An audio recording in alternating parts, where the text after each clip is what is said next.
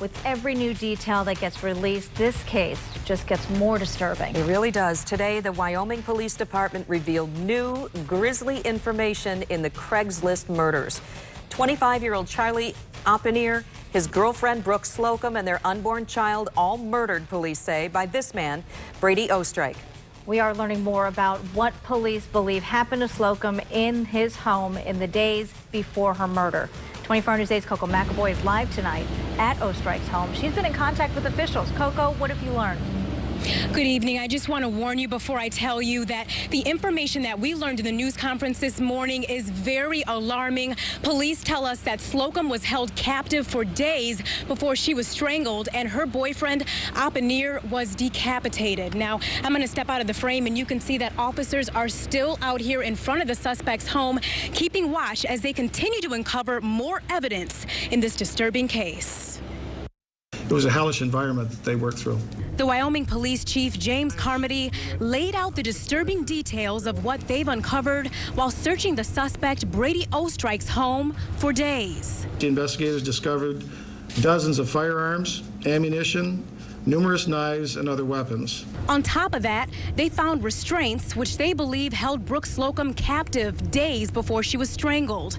But her boyfriend, Charlie Oppenheer's death is more unclear. We don't know what trauma was caused because after he was murdered, his head was removed by the suspect. And we have not been able to locate his head after a very, very thorough and exhaustive search. Carmody also gave us a glimpse into Ostrike's criminal history, which includes 2 domestic assault complaints filed by his ex-girlfriend, who they feared at one point could have also been another victim. We are still trying to track down the whereabouts of this individual. We did make confirmation that she is alive and well. Now, the focus of the investigation shifts to answering the unknown questions and adding more muscle. We're being right now assisted by the FBI as well as the ICAC, or the Internet Crimes Against Children Task Force.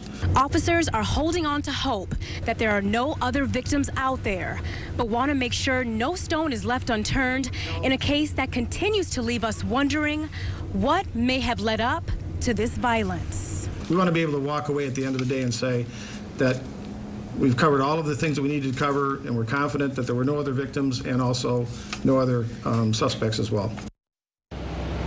In fact, officers recovered 400 different items from this suspect's home and say that it's going to take them a while to go through all of that evidence. But Oppenheer's family did release a statement at the news conference this morning saying they are thankful for all of the prayers and also sympathize with Brooke's family.